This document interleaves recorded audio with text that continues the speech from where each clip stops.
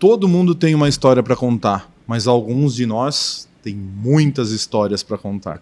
Esse é o caso do meu convidado de hoje. Seja bem-vindo ao Além dos Outdoors, Caçador. Meu amigo já. Amigo, eu sempre falei que eu queria brigar com um cara forte. Eu achei um bem forte, viu? Olha só que beleza, né? É por aí. Muito bem, muito obrigado pelo convite. É muito bom estar aqui com você. E poder bater um papo, falar alguma coisa, né? É isso aí. Eu acho que todos nós, é como você disse, tem alguma coisa para contar, né? E é por aí.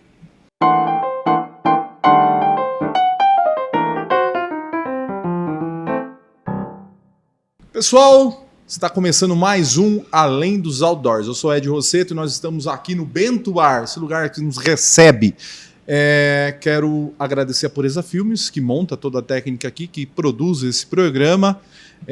Os nossos parceiros, as páginas que nos publicam nossos cortes, o Johnny da 014, o Felipe da Bauruzão 1000 Graus, são todos nossos parceiros, assim como as TVs, as rádios que retransmitem esse programa.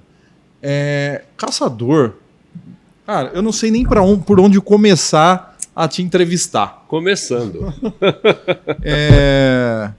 Tá, eu sei que você tem uma história em Bauru, você foi gerente de venda de carros, muitas histórias, mas eu quero saber da vida artística. Quando você começou a se envolver com showbiz, com organização de eventos, ou com apresentação, com rádio, onde começou, onde que virou a chave de vendedor de carro para isso?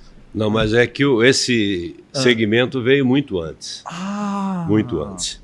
Meu pai, já falecido, Oswaldo Caçador, ele era um cara que gostava de cantar muito. Ele cantava só pra gente em casa. Ele não cantava em lugar nenhum, ele cantava em casa. Ele chegava à noite, no fundo do quintal tinha um tanque onde se lavava a roupa, tinha uma cobertura, uma folha de zinco. Meu pai chegava à noite, arrancava a camisa, que ele era barbeiro do Automóvel Clube de Bauru. E o Automóvel Clube era um ponto que, se o cara passasse a 100 km, ele tinha que vir aqui. Porque não tinha tênis, luso, nada disso que fosse melhor do que o Automóvel Clube de Bauru. Aquilo realmente era a nossa nave, né? E meu pai, quando chegava de lá, ele arrancava a camisa, colocava o pé em cima do tanque enquanto ele se lavava lá e começava a cantar. E a gente morava num terreno grande, era um mato no fundo, e nas laterais era tudo aquelas casas de madeira com as janelas saindo para o terreno. Uma coluna de casa aqui, outra aqui. Quando meu pai começava a cantar, 10 horas da noite, as janelas começavam a se abrir. As luzes se acendiam e as pessoas vinham ouvir meu pai cantar. Meu pai cantava muito bem. As músicas da época, Francisco Alves, Orlando Silva, aquelas coisas do passado mesmo, a música popular brasileira. E quando meu pai trabalhando no Automóvel Clube, eu levava comida para o meu pai lá. Levava almoço e janta para o meu pai. Meu pai trabalhava na mesa de jogo, os caras jogando e meu pai cortando a barba, cortando o cabelo, enquanto o cara estava jogando. E quando passava qualquer artista que vinha na região, ia no Automóvel Clube. E meu pai era tido como o melhor barbeiro de Bauru. Todo mundo queria passar pelas mãos dele, era o Jaça da época. Todo mundo queria cortar o cabelo com meu pai. Então meu pai começou a cortar cabelo de artista, de todos os artistas. Passava por ali, a maquiagem de hoje não existia ainda. Ia lá, meu pai dava uma retocada, uma mexida na sobrancelha, tratava o cabelo do cara e tal, e o cara ficava pronto para ir para a apresentação. Às vezes nem tinha show, ele passava pelo clube. E assim meu pai ficou muito conhecido. Com o tempo, alguns artistas, quando passavam em Bauru, meu pai não estava em horário de trabalho, eles iam na minha casa. E eu nasci na Gema, na Ezequiel Ramos, perto do teatro. Então o pessoal ia lá, a nossa casa era uma casa de madeira, e era chão de terra. A minha mãe misturava água com cinza do fogão e com a vassoura piaçava, deixava o chão bonitinho e tal. E no meio da sala tinha uma cadeira de barbeiro. Então esses artistas passaram, quando não achavam meu pai no clube, passaram a cortar cabelo com meu pai na minha casa. Então nós fomos convivendo, e eu comecei a me interessar pelo mundo artístico, conhecendo esses caras que ninguém chegava perto. E eles vinham, tomavam café na minha sala. Então eu comecei a gostar desse mundo por causa disso. Aí o cara cantava para o meu pai, cantava para minha mãe. Então ali não era só homem, Dalva de Oliveira, por exemplo, Elisete Garcia, cantores da época, Vicente Celestino, tudo isso passou pelas mãos do meu pai. Nossa. Nelson Gonçalves, né? E eu comecei a me interessar por esse meio. Falei, nossa, isso é um mundo maravilhoso, é fantástico. E comecei a me querer chegar cada vez mais perto. Então me lembro uma vez, por exemplo, que veio o Peri Ribeiro. Ele era muito garoto ainda, e eu, garoto assim, era bem novo, né? Ele era muito mais velho que eu. E eu comecei a perguntar muito para ele como é que era o show business, como é que chegava naquilo, como é que as coisas aconteciam no Rio de Janeiro, né? Em São Paulo, aquele negócio falava Rádio Tupi de São Paulo, nossa senhora, Rádio Excelsior, Rádio Nacional. O artista não tinha televisão, ele cantava no rádio. E eu fui me apaixonando por isso, cara, e eu vou falar a verdade para você, desde o tempo de escola, eu já comecei a pegar o microfone, entrar no meio das festas e chamar e apresentar.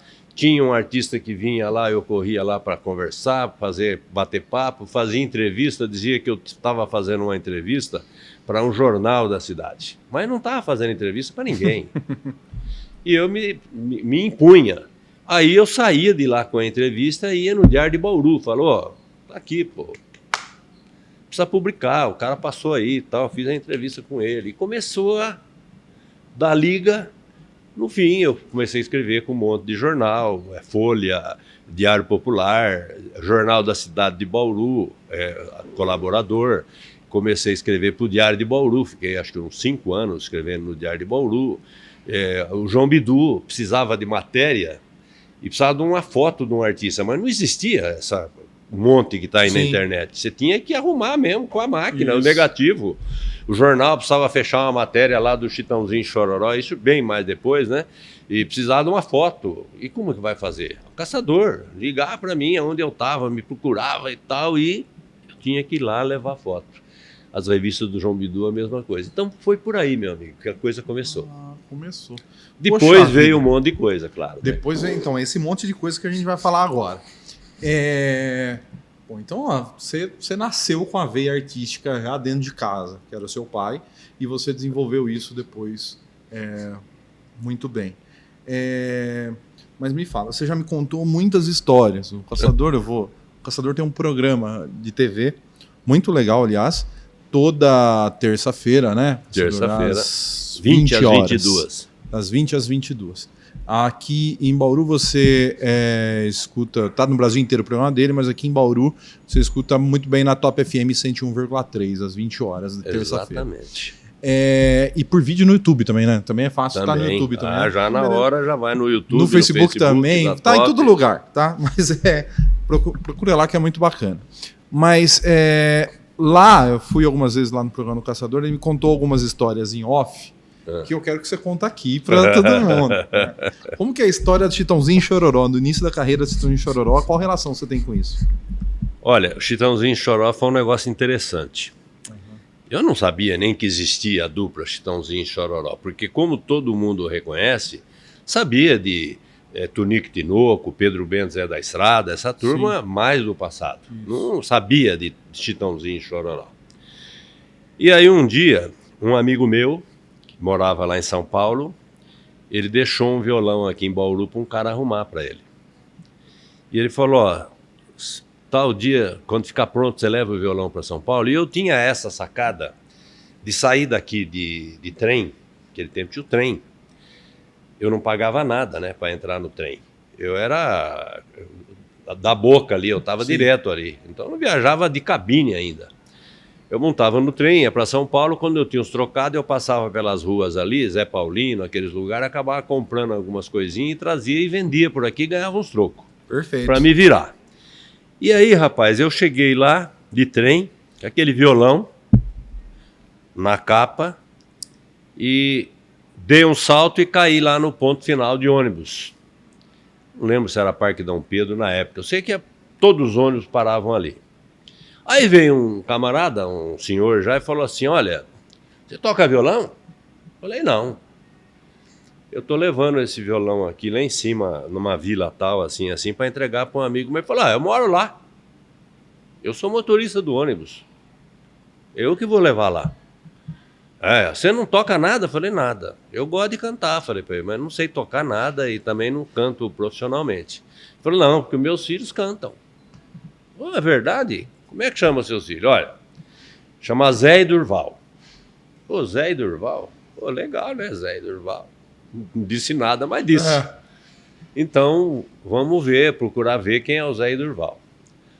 Para meus filhos e tal, aí eu passei para ele contato, que eu sou de Bauru, porque é isso, porque é aquilo e tal, dei meu endereço, ele falou, qualquer dia eu vou lá em Bauru para levar os meus filhos para cantar no rádio lá. Eu falei, tudo bem, o dia que o senhor quiser, né?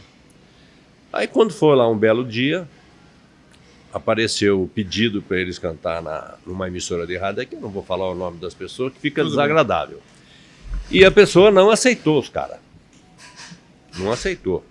Não precisa nem trazer que nós não vamos tocar. Porque aqui Pedro Benz é da Estrada, Tunico Tinoco, Tibagi Miltinho.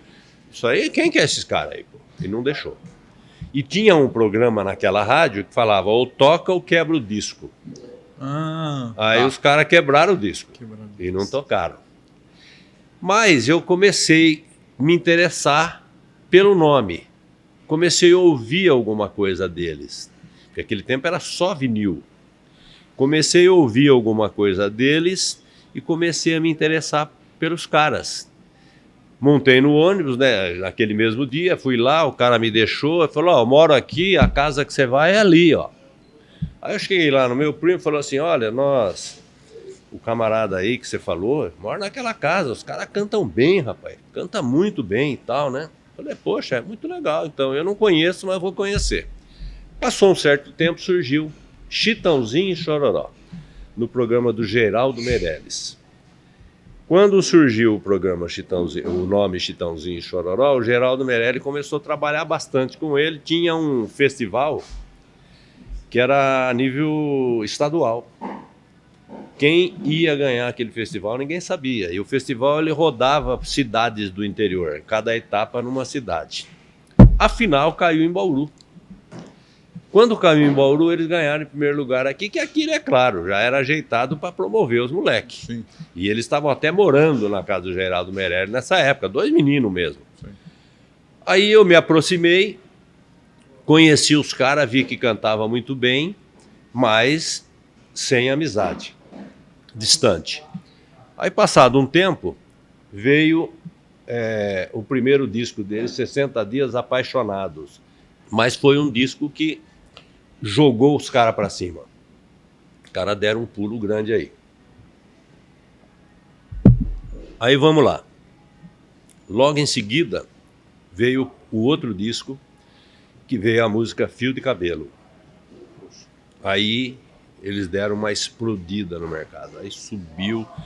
E nesse tempo do Fio de Cabelo, eu eu desenvolvi junto com a produção dele para a gente fazer um show em Agudos. Num ginásio de esportes de Agudos. E lá fomos para realizar. Tava uma loja de eletro de Agudos participando. O gerente da loja era um cara que entrou de parceria comigo, porque era o gerente da Tamacavi, uma loja violenta, um produto Silvio Santos, a loja estava muito bem situada, Banco Itaú apoiando. Eu já trabalhava na Baurucar, a Baurucar entrou para ajudar e fomos vender o ingresso para todo mundo, vai daqui, vai dali, enfim, foi uma bela campanha. Quando chegou no dia do show, naquele tempo a polícia dava assistência a um show, diferente de hoje. Hoje tem que contratar o seu particular. Polícia Militar na porta, veio 2, se apresentou, nós estamos aqui para ajudar, 2 policiais com a viatura. Falei, olha, é o seguinte, aqui tem essa sala com grade, só 2 pessoas podem entrar aqui, porque todo o dinheiro do show vai estar aqui nessa maleta, eu estou guardando aqui. Só eu entro aqui ou só ele, que era o cara gerente da Tamacavi. Tudo bem, pode deixar que aqui não passa ninguém. Aí foi, esperando o artista, daqui a pouco os artistas chegam, Eu vi o ônibus passar pela lateral, fui lá pegar o dinheiro, cheguei lá, falei pro cara da portaria, abre aí que eu vou pegar a grana. Falou, não, o seu parceiro já levou o dinheiro para pagar os artistas. Saí para fora, olhei a Brasília, com o alto-falante em cima, tinha sumido. O cara sumiu com a grana. Desapareceu com o dinheiro do O gerente da... Poxa vida. Aí, o que aconteceu? Os dois estavam dentro do ônibus, eu entrei lá e falei, ó, tem uma notícia para vocês que não é boa. Chororó é o mais bravo, né? Falou, o que aconteceu? Eu falei, ó, roubaram o dinheiro da portaria. Não, não canto. Aqui eu não canto, e não sei o que tem, chama a polícia e tal. Quando eu vi que roubaram a grana da portaria, e o ginásio era num bairro que tinha muita criança, e muita gente tinha ficado de fora. Já era meu pensamento, depois que todo mundo entrasse, recolher toda aquela turma para dentro. Certo. Mas quando eu vi que aconteceu isso, eu me adiantei. Antes de falar com ele, falei, ó, abre a porta, polícia, eu falei, né? Você bota toda essa molecada na frente do palco, sentado no chão. Todo mundo pode entrar.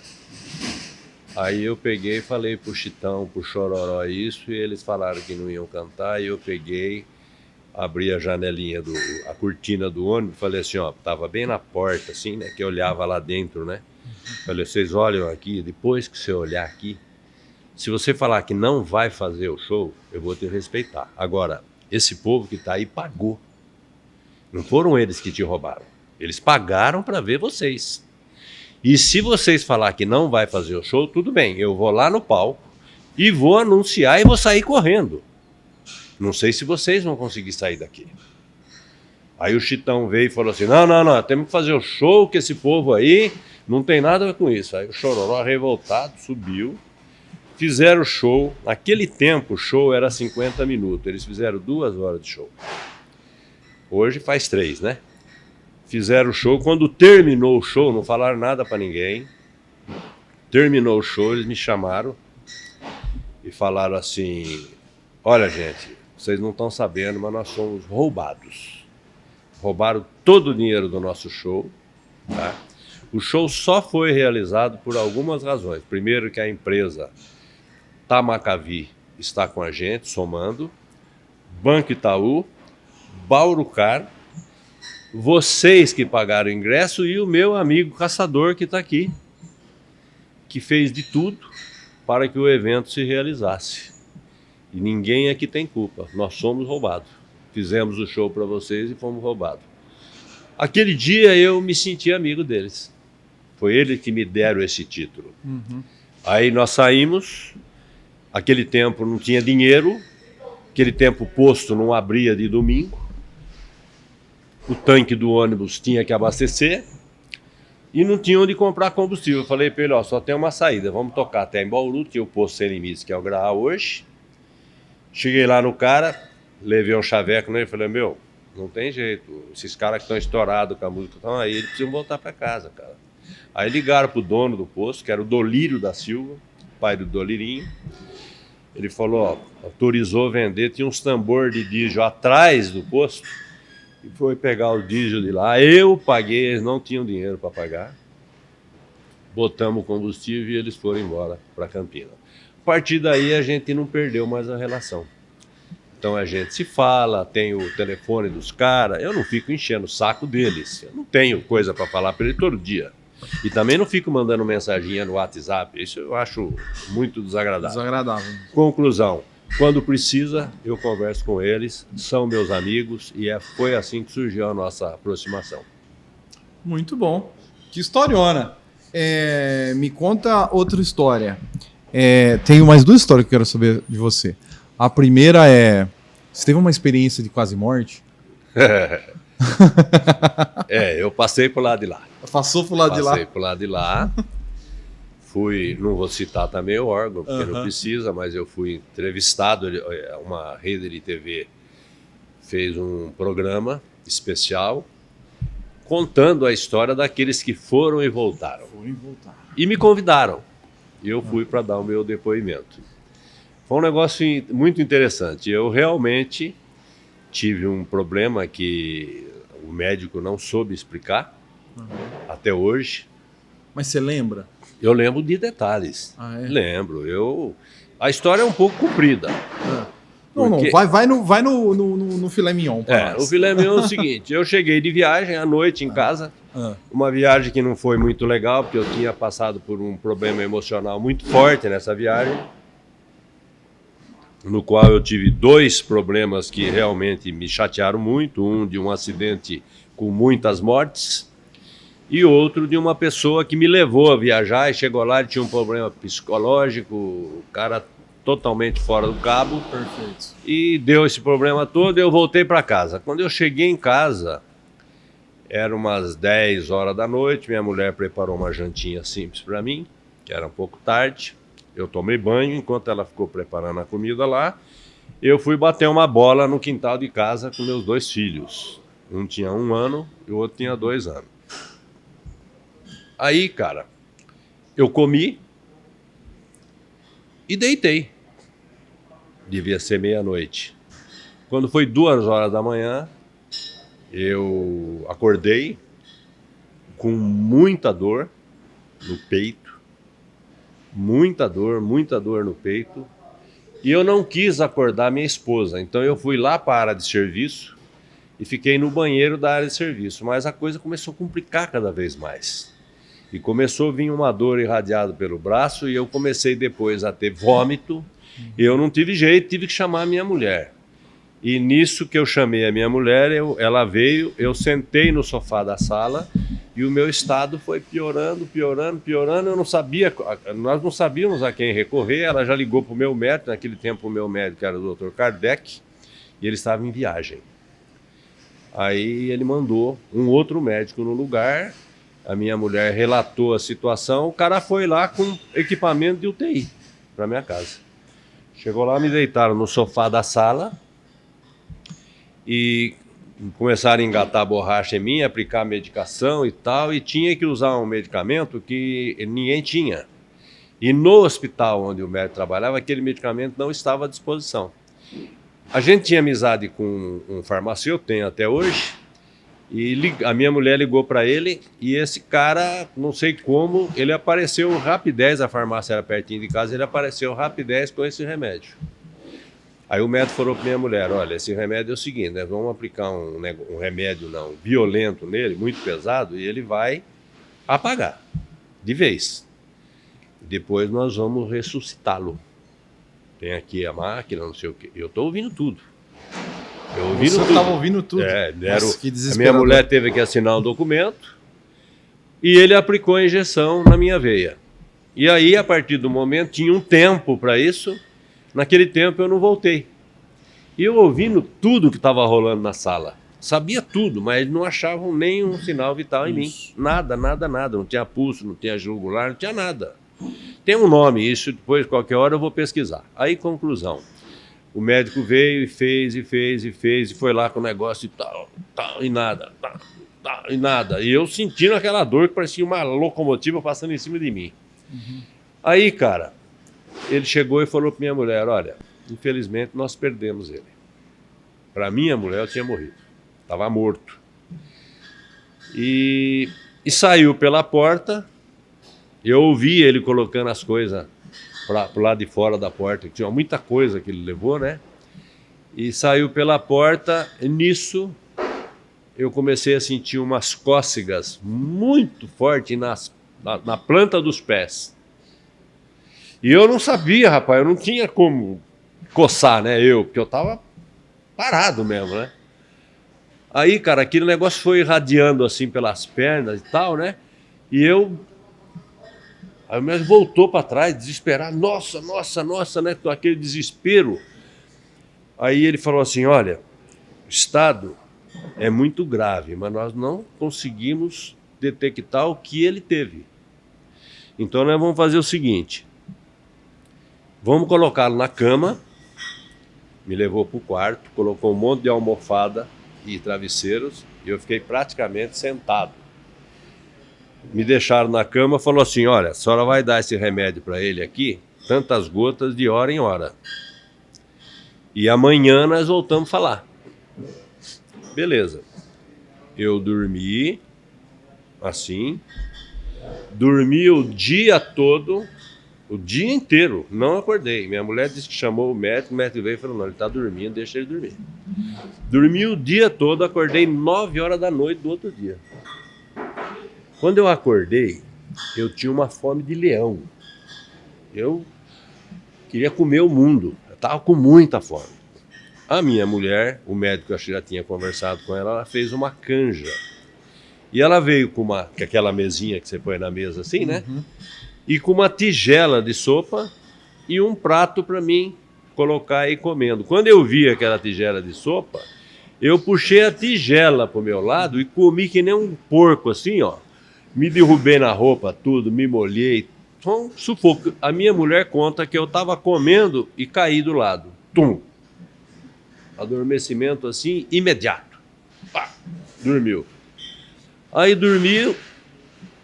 Quando foi 4 horas da manhã, eu acordei. Eu estava sonhando que eu vinha correndo, vinha um carro e eu dava um tum, passar por cima do carro, caía do outro lado. Conseguia pular o carro. Conseguia pular o carro. Porque eu vinha correndo assim, tinha um muro, eu fazia tum, caía do outro lado do muro. Sonhando isso. E acordei com uma disposição que eu falei, agora eu corro até Jaú, né? Saí desesperado. Acordei quietinho, minha mulher estava dormindo no outro quarto. E eu fui lá, levantei, fui lá na beira da piscina, onde tem um estúdio hoje, tem uma ducha lá. Tomei uma ducha gelada, eu não tinha piscina ainda. Tomei uma ducha gelada, entrei dentro de casa, coloquei roupa e fui trabalhar. Quando deu 7 horas, chegou a minha mulher e o meu médico lá, que me atendeu. Você está louco, rapaz? Você estava morto.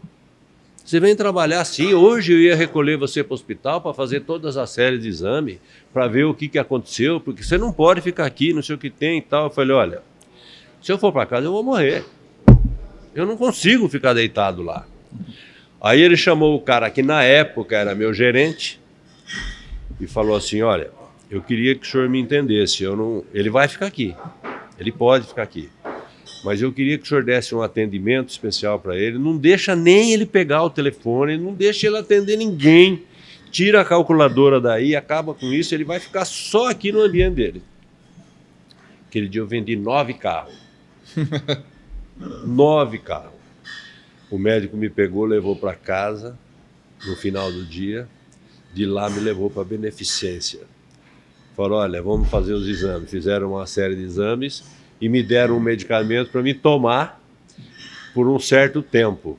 Eu tomei a medicação, na primeira safra eu já parei de tomar, não tomei nunca mais nada e eu estou vivo aqui. Aí depois de alguns anos foi que essa emissora de TV, fazendo esse programa, veio, me procurou e eu participei. Mas estou vivo. Mas você não teve nenhuma experiência de ver luzes? Não, eu via te buscar? Não. Eu via tudo. Eu via tudo. Você estava ali presente. Ouvia tudo, né? Mas eu não tinha nenhum sinal. Eu fiquei 8 minutos fora. É um tempo considerável. Bom, tempo bom. É como diz o meu amigo, o capitão Hélio Palmezano. Ele fala, caçador, aquele vozeirão dele, né? Caçador, 2 horas da madrugada, você escuta uma voz debaixo do travesseiro. Eu vim te buscar. Nada disso. Ai.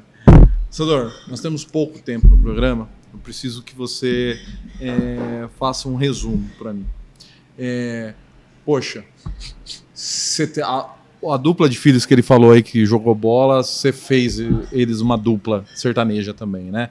Que chamava Júnior e Juliano. Chamava-se do Reino e da Terra, depois por influência do Leandro, da dupla Leandro e Leonardo, eles mudaram para Júnior e Juliano. Eles cantavam juntos, né? Hoje, me fala do programa hoje. O Viola e Prosa é um sonho e ainda é um sonho, porque a gente quer ele muito melhor. Ele aconteceu através de uma tela de um celular, eu e você e nada mais, e transmitindo pelas redes sociais. Para mim já estava bom.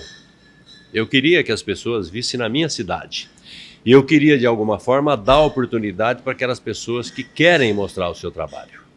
Eu não queria que eles passassem em branco. E comecei a fazer. Aí um dia, chegou o Rogério Moreno e veio e falou, você não quer que eu te ajude? Mas você sabe? Não, eu não sei, mas eu aprendo. Eu falei, eu quero. E ele ficou comigo esse tempo todo, aí vamos falar 3 anos praticamente, sem ganhar nem um centavo, me ajudando. E foi melhorando, foi comprando isso, foi comprando aquilo, tornou-se um estúdio. E um dia eu recebo uma ligação. Olha, aqui é fulano de tal, eu sou da rede SDP TV, daqui de Aracaju.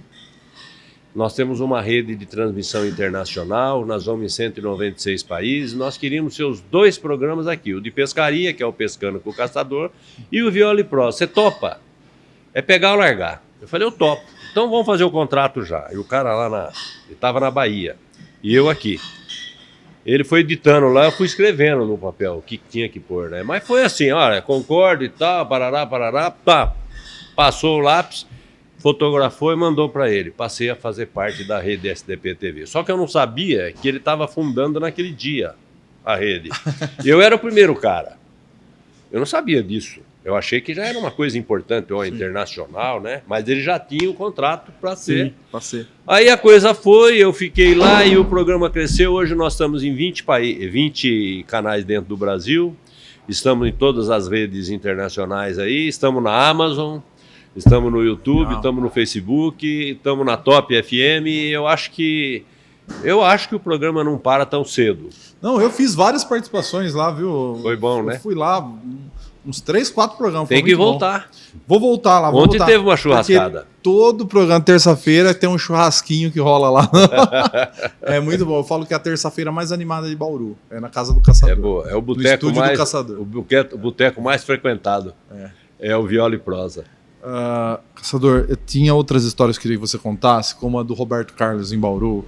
Como eu sei das histórias todas, mas tem o tempo do programa. Não, eu respeito isso. Mas estamos à disposição. Quanto tempo que você quiser bater um papo, nós estamos aí, viu? Será um prazer vir aqui novamente. Assim como você também lá no nosso programa. Não, lá eu vou. É só levar carne e cerveja, viu? Não tem. A festa não é minha. A festa é de todo mundo. Ninguém paga para ninguém lá. A coisa se realiza assim. Mas valeu, obrigado, cara. Por ter desprendido um tempinho vindo aqui falar comigo. Que isso, cara. Foi um prazer grande. O prazer é todo nosso. Obrigado, viu? Fica com Deus. Vamos junto. O programa já é sucesso e eu assisto. Pessoal, esse foi mais um Além dos Outdoors, programa maravilhoso com meu amigo Caçador, muitas histórias para contar. E você sabe, né? Você perdeu o programa na TV, na rádio, corre lá no YouTube que está lá disponível completo. Você pode seguir a gente também nas redes sociais. Além dos Outdoors, você encontra todas as informações lá, o contato do Caçador, aonde que passa o programa dele. Você consegue todas as informações nas nossas redes. É isso, obrigado por Eza Filmes, obrigado Bento Bar, até o próximo programa. Tchau.